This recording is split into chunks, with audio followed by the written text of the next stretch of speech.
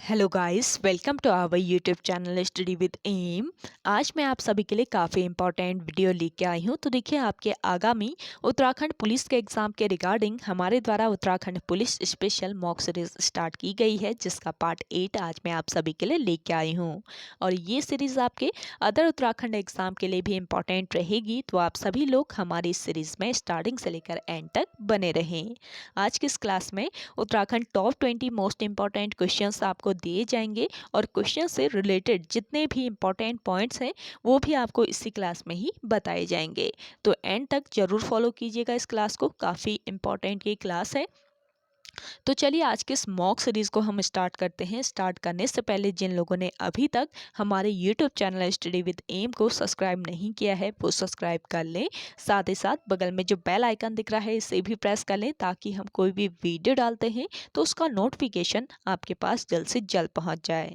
आप सभी लोग हमारे टेलीग्राम चैनल को भी ज्वाइन कर सकते हैं। अराउंड 6.7 के यहाँ पे ग्रुप मेंबर्स हो चुके हैं। सुबह 10 बजे और शाम 8 बजे यहाँ पे क्विज का आयोजन भी कराया जाता है। इसके अलावा अदर इम्पॉर्टेंट अपडेट्स पीडीएफ्स यहीं पे शेयर की जाती हैं। लिंक आपको उसका डिस्क्रिप्शन बॉक्स में मिल जाएगा। बढ़ते हैं आज की वीडियो की ओर। इस सीरीज का पहला क्वेश्चन है, राज्य के किस लोक नृत्य में रामतुला वाद्य यंत्र अनिवार्य है? तो देखिए, रामतुला वाद्य यंत्र अनिवार्य है किस नृत्य में? हारुल नृत्य में। ऑप्शन फर्स्ट इस क्वेश्चन का करेक्ट आंसर है। देखिए, हारुल जो नृत्य है ये किसके द्वारा किया जाता है? जॉन सारियों के द्वारा किया जाता है। जॉन सारियों द्वारा रामतुला वाद्य यंत्र के साथ किया जाने वाला ये नृत्य है हारुल नृत्य, जो महाभारत की कथाओं पर आधारित है। हारुल नृत्य किसकी कथाओं पर? महाभारत की कथाओं पर आधारित है। बात करें सरौन नृत्य की, तो सरौन नृत्य गढ़वाल में किया जाने वाला युद्ध गीत नृत्य है, जो कि शादी विवाह के अवसर पर किया जाता है। और थड़िया नृत्य जो है ये गढ़वाल में बसंत पंचमी के समय किया जाने वाला नृत्य है। और चांचरी नृत्य जो है ये आपके स्त्री और पुरुषों द्वारा किया जाने वाला ये नृत्य है। स्त्री और पुरुषों द्वारा यह नृत्य किया जाता है, चांचरी नृत्य। नेक्स्ट क्वेश्चन देखिए,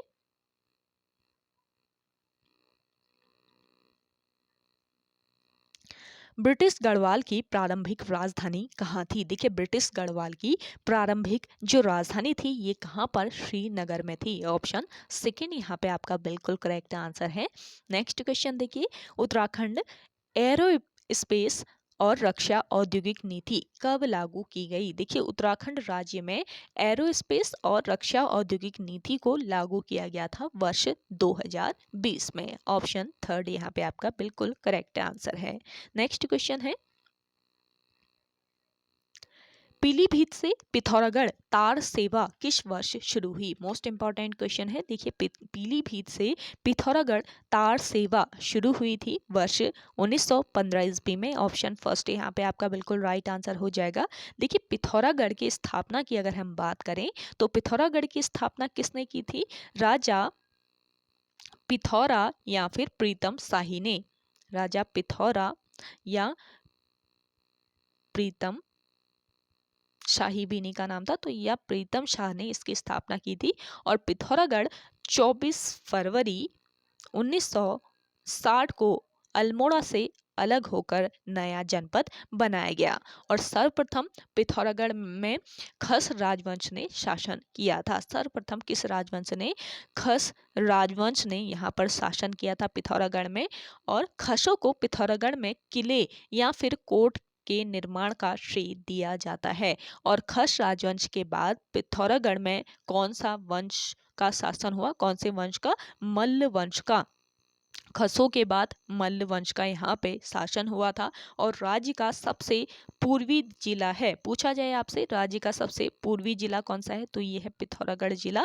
और इसे छोटा कश्मीर भी कहा जाता है। चलिए अगला है आपका, कबीरदास द्वारा रचित किस ग्रंथ में कनखल का उल्लेख है? देखिए, कबीरदास द्वारा रचित ये कौन सा ग्रंथ है जिसमें कनखल का उल्लेख किया गया है, ये आपको बताना है। तो ये जो रचना है ये है मेघदूत व ऋतु संहार। ऑप्शन फोर्थ तो यहाँ पे आपका राइट आंसर हो जाएगा। मेघदूत व ऋतु संहार में कनखल का उल्लेख किया गया है, जो कि किसके द्वारा रचित ये ग्रंथ है, ये आपको बताना।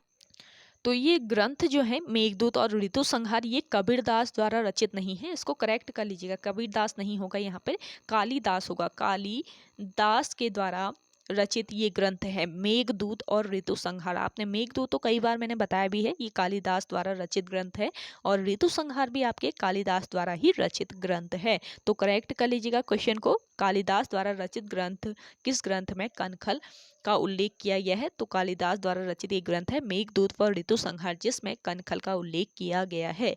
देखिए कनखल जो है ये किसका एक उपनगर है? हरिद्वार का एक उपनगर है।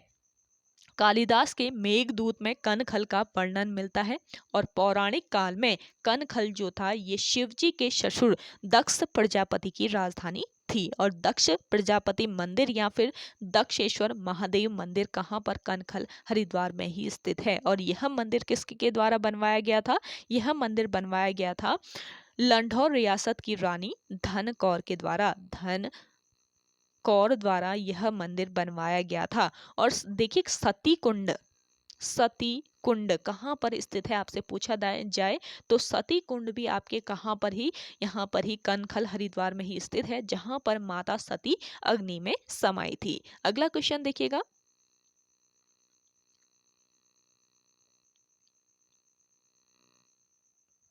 कांडा की रानी की संज्ञा किसे दी गई है? देखिए कांडा की रानी की संज्ञा दी गई है किसको? तीलू रौतेली को। ऑप्शन फर्स्ट यहाँ पे आपका बिल्कुल करेक्ट आंसर है।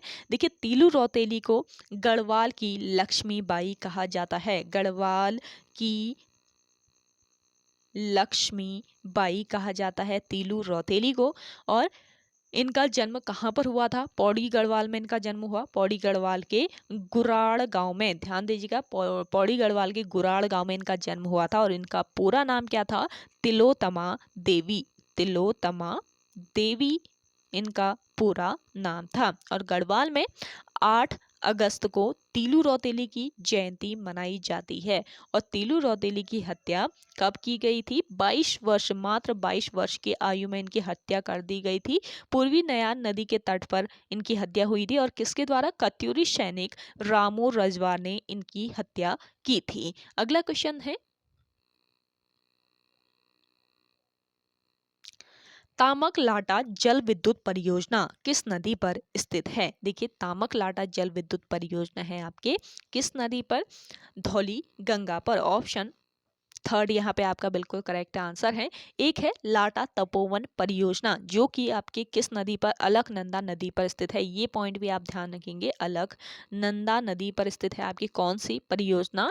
लाटा तपोवन परियोजना। लाटा तपोवन परियोजना है आपके अलकनंदा नदी पर। और तामक लाटा जल विद्युत परियोजना है धौलीगंगा नदी पर। और झेलम तमक जल विद्युत परियोजना किस नदी पर है पूछा जाए तो ये है धौली गंगा पर, जो कि किस जनपद में? चमोली जनपद में स्थित है झेलम तमक जल विद्युत परियोजना। और मलेरी झेलम परियोजना ये भी आपके धौली गंगा नदी पर स्थित है, ये भी ध्यान रखेंगे। धौली गंगा नदी पर अन्य कौन कौन सी परियोजनाएं हैं? एक तो है झेलम तमक जल विद्युत परियोजना, जो कि चमोली जनपद में स्थित है। और दूसरा है मलेरी झेलम परियोजना, जो कि ये भी आपके धौली गंगा नदी पर ही स्थित है। और ध्यान दीजिएगा पश्चिमी जो धौली गंगा है ये कहाँ से निकलती है? पश्चिमी धौली गंगा नदी धौलगिरी के कुनलुन श्रेणी से निकलती है। और इसकी सहायक जो नदियां हैं, एक तो है गिरथी नदी, गिरथी, और दूसरा है ऋषि गंगा। गिरथी व ऋषि गंगा इसकी सहायक नदियां हैं। अगला क्वेश्चन है आपका, दुर्गाचरण काला द्वारा रचित हलसंस साहिब ऑफ गढ़वाल किसकी रचना है? देखिए दुर्गाचरण काला द्वारा जो रचित एक रचना है, इनकी एक रचना है जिसका नाम है हलसंस साहिब ऑफ गढ़वाल। ये किसकी जीवनी है ये आपको बताना है। ये जो रचना है दुर्गाचरण काला द्वारा रचित किया गया है। हलसन साहिब और गढ़वाल, ये किसकी रचना नहीं, जीवनी है। इसको करेक्ट कर लीजिएगा, किसकी जीवनी है। तो ये जीवनी है किसकी, फ्रेडरिक विल्सन की। ऑप्शन सेकेंड यहाँ पे आपका बिल्कुल राइट आंसर हो जाएगा। देखिए फ्रेडरिक जो विल्सन है, इनको हर्षिल जो कि आपके कहाँ पर स्थित है, उत्तरकाशी जनपद में स्थित है। तो ये हर्षिल में सेब के बागान लगाने का श्रेय दिया जाता है फ्रेडरिक विल्सन को, और इन्हीं के नाम पर सेब की एक प्रजाति का नाम भी है विल्सन। और देखिए हर्षिल में आलू की खेती की शुरुआत भी किसने, फ्रेडरिक विल्सन के द्वारा की गई थी। और विल्सन ने ही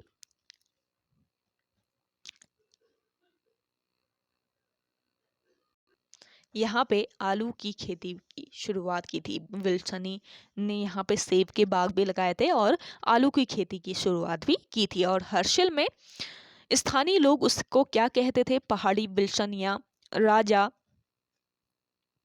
विल्सन कहा करते थे। और विल्सन ने हर्षिल में विल्सन कॉटेज 1864 में बनवाया था। 1864 ईस्वी में विल्सन ने यहाँ पर कौन सा कॉटेज, विल्सन नाम का कॉटेज बनवाया था। कहाँ पर, हर्षिल में।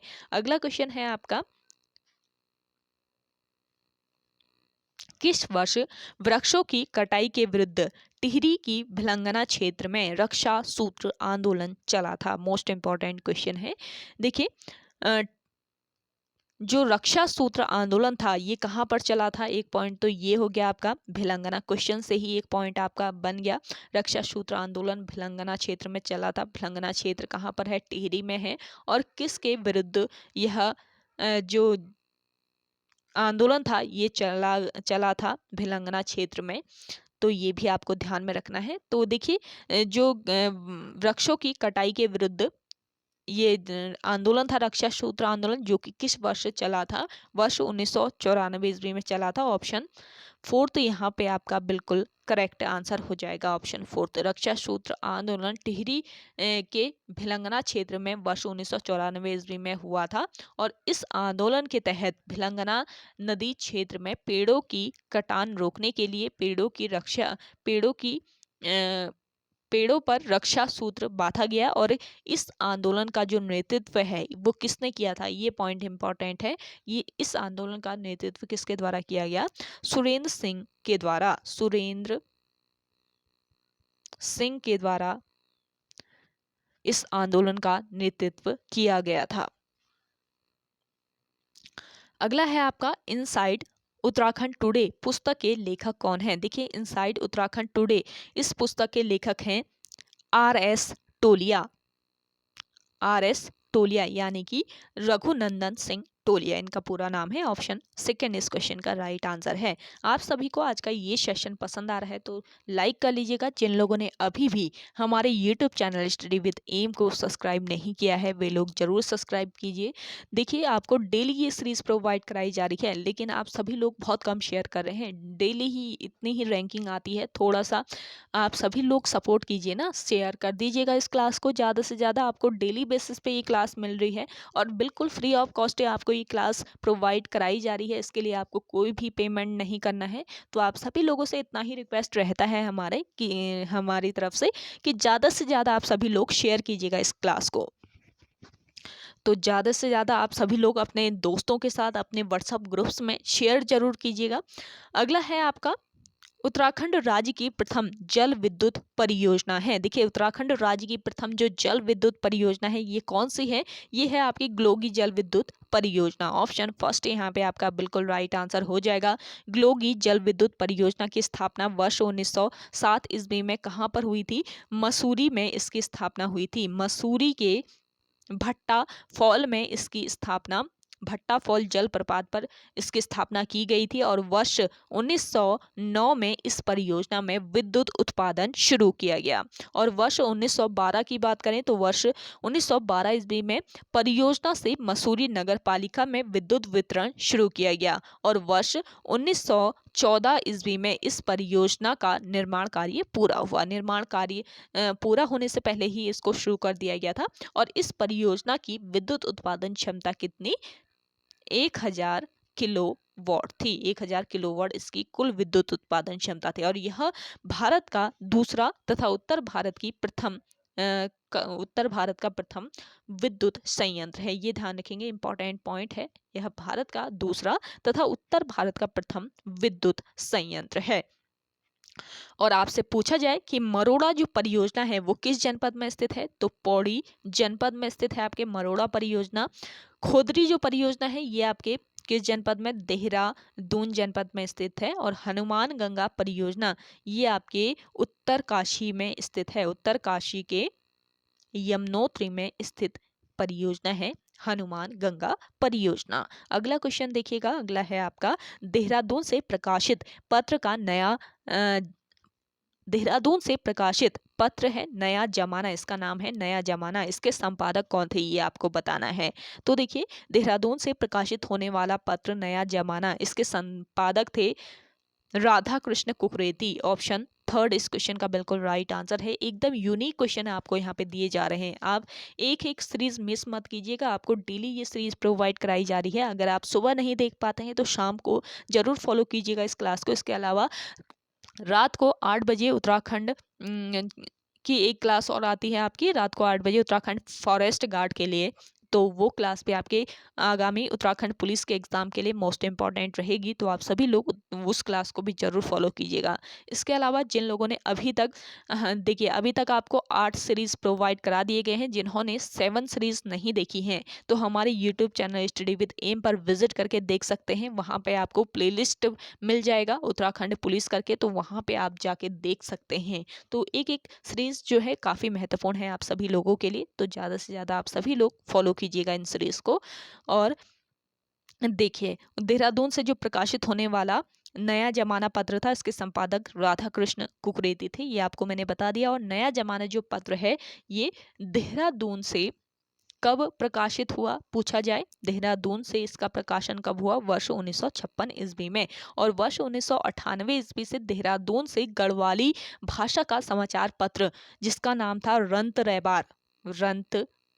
रैबार तो रंत रैबार भी प्रकाशित होता है। ये वर्ष 1998 ईस्वी से। और वर्ष 2001 में धात पत्रिका का प्रकाशन शुरू हुआ देहरादून से। ये सभी पत्र काफी इंपॉर्टेंट है, ये ध्यान रखेंगे। धात नामक जो पत्रिका है ये भी आपके देहरादून से ही निकलती है और इसका प्रकाशन वर्ष 2001 में शुरू हुआ। अगला देखिएगा,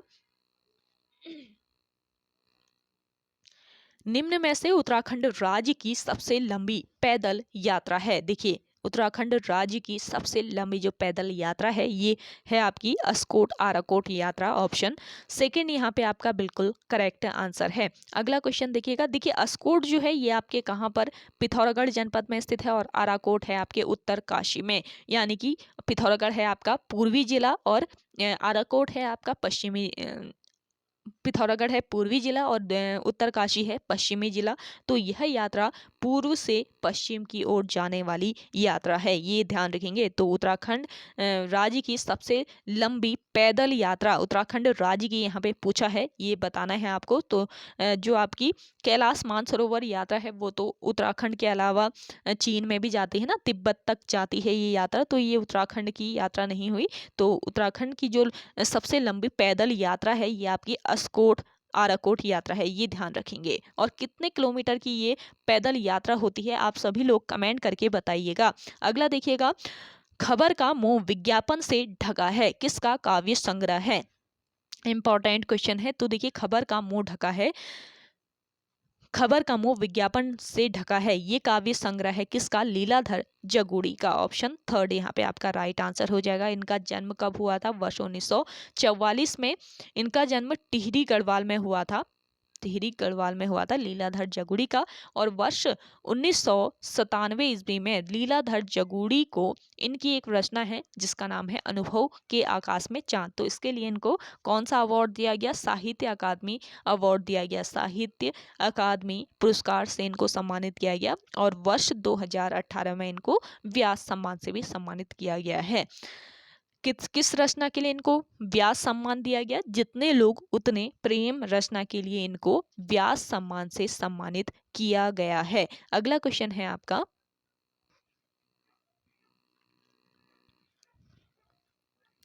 कुली बेगार के किस अधिवेशन में मथुरा दत्त नैथानी द्वारा कुली उतार प्रस्ताव पारित किया गया? मोस्ट इंपॉर्टेंट क्वेश्चन है, जरूर ध्यान रखिएगा इस क्वेश्चन को।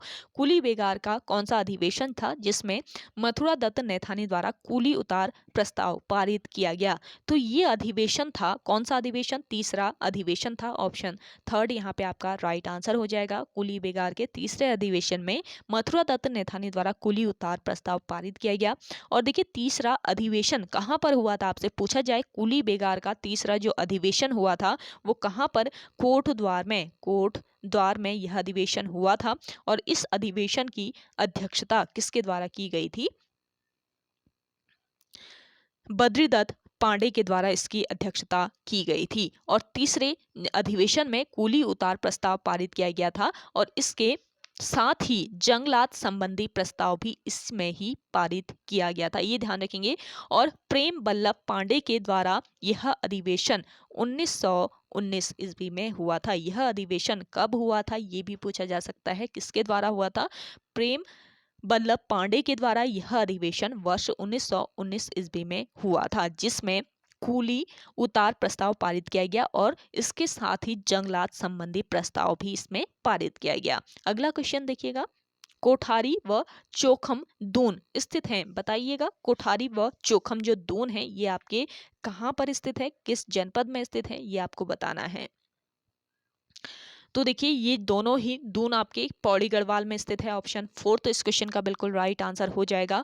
मध्य हिमालय व शिवालिक श्रेणी के बीच पाई जाने वाली जो क्षैतिज व चौरस घाटियां होती हैं उनको क्या कहा जाता है? दून कहा जाता है। और पूर्वोत्तर भाग में दून घाटियों को क्या कहा जाता है? द्वार कहा जाता है। दून घाटियों की औसत ऊंचाई की अगर हम बात करें तो 350 मीटर से लेकर 750 मीटर तक इनकी औसत ऊंचाई होती है। और राज्य का सबसे बड़ा जो दून है वो कौन सा दून है? देहरादून। देहरादून राज्य का सबसे बड़ा दून है जिसकी लंबाई है 75 किलोमीटर व चौड़ाई है 24 से लेकर 32 किलोमीटर। तो ये ध्यान रखेंगे। और आपका कोठारी और चोखम दून जो है ये पौड़ी जनपद में स्थित है। अगला क्वेश्चन देखिएगा, लाखा मंडल से मिले खंडित लेख का संबंध किस वंश से है? तो देखिए लाखा मंडल से जो खंडित शिलालेख मिले हैं इनका संबंध बताना है, किस वंश से है? तो ये संबंधित है छंगलेस वंश से, ऑप्शन फर्स्ट इस क्वेश्चन का करेक्ट आंसर है। इन खंडित अभिलेखों में कितने राजाओं के नाम मिलते हैं? 7 राजाओं के इनमें नाम मिलते हैं। और पहला नाम मिलता है नरपति नरपति जयदास का।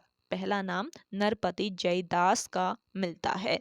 अगला क्वेश्चन है आपका, हिमालय की बेटी रचना किसकी है? देखिए हिमालय की बेटी ये रचना है किसकी? राधा भट्ट की है, ऑप्शन फोर्थ तो बिल्कुल करेक्ट आंसर हो जाएगा। देखिए राधा भट्ट जो है इनका जन्म वर्ष 1934 ईस्वी को कहाँ पर? धुरका अल्मोड़ा में हुआ था। धुरका अल्मोड़ा में इनका जन्म हुआ था। और राधा भट्ट ने 1957 ईस्वी से लेकर 1961 ईस्वी तक भूदान यात्रा में सक्रिय भागीदारी निभाई। तो राधा भट्ट जो है ये राधा भट्ट 1957 से लेकर 1961 तक भूदान यात्रा में सक्रिय रही। और इसके अलावा खनन के विरुद्ध इन्होंने खीराकोट पर्यावरण आंदोलन का नेतृत्व किया। आपसे पूछा जाए कि बताएं खीराकोट पर्यावरण जो आंदोलन हुआ था इसका नेतृत्व किसने किया था? आपका राइट आंसर हो जाएगा राधा भट्ट ने किया था। और वर्ष 1992 ईस्वी में इन्हें जमनालाल बजाज पुरस्कार से सम्मानित किया गया। अगला क्वेश्चन देखिए, मोकधुरा दर्रा किस जनपद में स्थित है? देखिए मोकधुरा जो दर्रा है आपके ये चमोली जनपद में आपका स्थित है, ऑप्शन थर्ड यहाँ पे आपका राइट आंसर हो जाएगा। और इसके अलावा देखिए लातू धुरा और टोपी धुंगा दर्रा ये भी आपके चमोली जनपद में ही स्थित है। चमोली और पिथौरागढ़ के बीच स्थित है लातूधुरा और टोपी धुंगा दर्रा। और कालिंदी दर्रा जो है, कालिंदी दर्रा ये उत्तर काशी व चमोली के बीच स्थित है। उत्तर काशी और चमोली को जोड़ता है ये दर्रा कालिंदी दर्रा। और किंगरी बिंगरी दर्रा जो है ये भी कहाँ पर, चमोली जनपद में ही स्थित है। तो ये सभी दर्रे आपको ध्यान में रखना है। चलिए लास्ट क्वेश्चन है आज के सेशन का, कुमुद द्वार किस स्थान का पुराना नाम है? जिन लोगों को आंसर आ रहा है जल्दी से आप सभी लोग अपना आंसर कीजिए।